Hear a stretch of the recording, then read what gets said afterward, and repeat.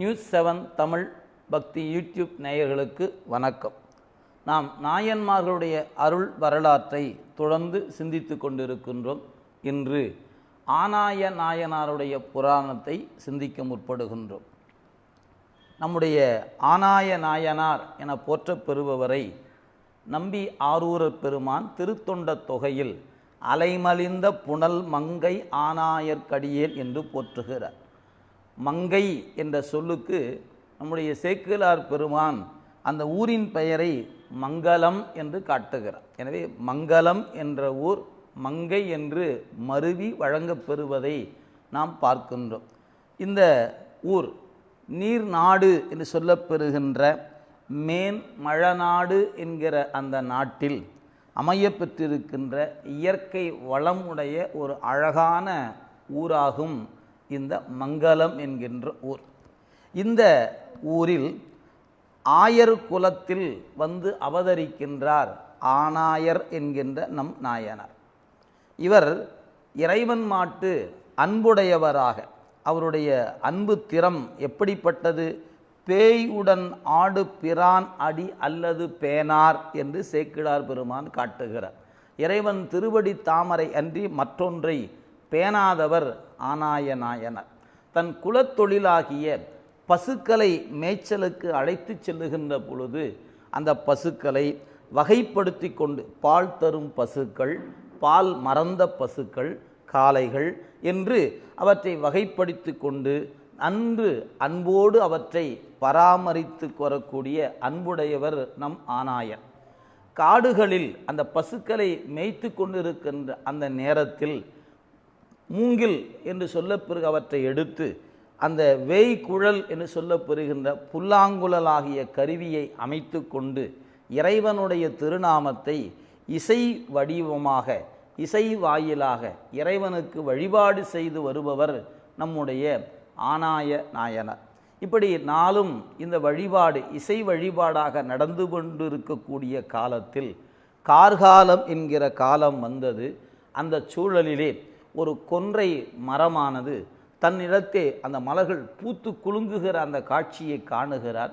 சிவபெருமானுடைய சடைமுடியை கண்டதுடைய அன்பு ஏற்பட்டது. நெஞ்சம் உருகி நிற்க தன்பால் இருக்கின்ற வேய்குழல் எடுத்துக்கொண்டு இசை கூறுபாடுகள் சொல்லுகின்ற வண்ணமாக அந்த ஆரோசை அமரோசை என்ற வகையில் அந்த வேய்குழலை சோதித்து கொண்டு அந்த வேய்குழலில் இசையினுடைய வலிமை, மென்மை என்று அதனுடைய வகைகளெல்லாம் வைத்து கொண்டு ஐந்தெழுத்து மந்திரத்தை கருப்பொருளாக கொண்டு நம்முடைய நாயனார் இசை என்ற ஒன்றை இசைக்க தொடங்குகிறார். அந்த இசை வெள்ளமானது அந்த காடுகளில் அப்படியே பறந்து செல்லுகின்ற நிலையிலே இசை கேட்ட பறவை, விலங்கு முதலானவையெல்லாம் தன்னை மறந்து இசை மயம் ஆகிற்று. எப்படி ஆயிற்று என்று சொல்லும் பொழுது நம் சேக்கிழார் பெருமான் அந்த காட்சியை நமக்கு மிக அழகாக காட்டுகிறார். ஆடிக்கொண்டிருக்கக்கூடிய மயில் இனங்கள் ஆடலை மறந்து நாயனாரிடத்திலே வந்து அப்படியே இசை கேட்டுக்கொண்டு நிற்கிறது.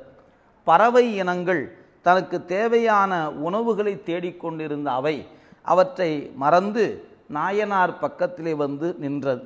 அது மட்டுமல்ல, விலங்குகளும் அங்கு வந்து சிங்கம், புலி போன்ற அந்த விலங்குகள் கூட தங்களுடைய உணவுகளை மறந்துவிட்டு நாயனார் வாசிக்கின்ற இசையினுடைய அமுதத்தை பருகி கொண்டு அவர்கள் வாசிக்கின்ற இடத்திலே வந்து நிற்கின்றன. அப்படியே அந்த இசையானது வெள்ளம் பறந்து செல்லுகிறது. ஒவ்வொரு உயிரினங்களும் அந்த இசை கேட்டு கேட்டு தன்னை மறந்து நிற்கிறது. அப்படி மறந்து நிற்கக்கூடிய காட்சி எப்படி இருக்கிறது? பாம்பு ஒன்று மயில் மீது மருண்டு விழுகிறது. அதற்கு பக்கத்தில் சிங்கமும் அதன் பக்கத்தில் யானையும் தங்களுடைய பகை மறந்து ஒன்றாக நிற்கக்கூடிய காட்சியை பார்க்கிறோம். அது மட்டுமல்ல, தன்னுடைய வாயில் புல் வைத்து கொண்டு மானானது புலியின் பக்கத்தில் நின்று கொண்டிருக்கிறது. மருட்சிக்குரியது மான். அந்த மருட்சியை மறந்து தனக்கு பகையாக இருக்கக்கூடிய புலி தன் அருகே நிற்பது என்பதை மறந்து அதன் அருகிலே நிற்கிறது. இந்த புலியும் தனக்கு தேவையான உணவாக இருக்கக்கூடிய மான் இருக்கிறது என்பதை மறந்து நிற்க. இவையெல்லாம் ஏன் இப்படி இருக்கின்றன? அவையெல்லாம் தன்னை மறந்து இசைமயம் ஆன காரணத்தினாலே ஆனாயர் வாசிக்கின்ற இசை அமுதத்தை செவிமடுத்த காரணத்தினால் இந்த பறவைகள் விலங்குகள் எல்லாம் தன்னை மறந்து நாயனார் வாசிக்கின்ற இடத்திலே வந்து நிற்கின்றன. அவையெல்லாம் நிற்பனவும் சரிப்பனவும் இசைமயமாக ஆக இந்த இசை வெள்ளமானது அப்படியே மெல்ல மெல்ல மெல்ல மெல்ல பறந்தது. மேலே வான்வெளிக்கு சென்று சேருகின்ற பொழுது இசைத்துறை வல்லுநர்கள் எல்லாம் அந்த இசை வாசிக்கின்ற இடத்திலே வந்து அவர்களும் வந்து நிற்க இது பெருமானுடைய திருச்செவிக்கு சென்று சேர்கிறது. அந்த திருச்செவியை சென்று சேர்தலை நம் சேக்கிழா பெருமான் மிக அழகாக காட்டுகிறார். ஆனாயர் குழல் ஓசை கேட்டருளி, நாயனார் வாசிக்கின்ற ஓசையை கேட்டுக்கொண்டு அருள் கருணை தாயான திருவுள்ளம் உடைய தவவல்லியுடன், கருணைக்கு காரணமாக இருக்கக்கூடிய தாயாக விளங்குகின்ற தவவல்லியாக இருக்கிற உமையம்மையோடு காணாதி காரணராம், கான் ஆதி காரணராம், இசைக்கெல்லாம் மூலமாக இசைக்கு வித்தாக இருக்கக்கூடிய இறைவன். எனவே காணாதி காரணராம் கண்ணுதலார், நெற்றிக்கண்ணை உடைய பெருமான் இடப வாகனத்தின் மீது அமர்ந்து நம்முடைய நாயனார் வாசிக்கின்ற இசைக்குரிய அந்த அமுதத்தை பருக அவரும் வந்து சேர்கிறாராம். எப்படி வருகிறார்? வானாறு வந்தணைந்தார் மதினாரும் சடைத்தாளர். எனவே பெருமான் ஆகாய வழியாக வந்து நாயனார் முன்பு நிற்கிறார். எப்படி? தன் சடையிலே மதி முளைத்து நிற்க பெருமான் வந்து நிற்கிறார். இசையை கேட்டு தம்மை பரவுகின்ற அந்நாயனாரை பார்த்து பெருமான் சொல்லுகிறான், நீ இந்நிலையிலேயே நம்முடைய உலகம் அணைவாய் என்று அவர் அருள் செய்ய நம்முடைய நாயனார் பசுக்களை மேய்க்கின்ற பொழுது என்ன தோற்றத்தில் இருந்தாரோ நீங்கள் சிந்தித்து பார்க்க வேண்டும். அவருடைய தோற்றத்தில் அவர் செருப்பு அணிந்திருப்பவர் என்பது அவருடைய நம்முடைய சேக்கிழார் பெருமான் புராணத்திலே காட்டுகிறார்.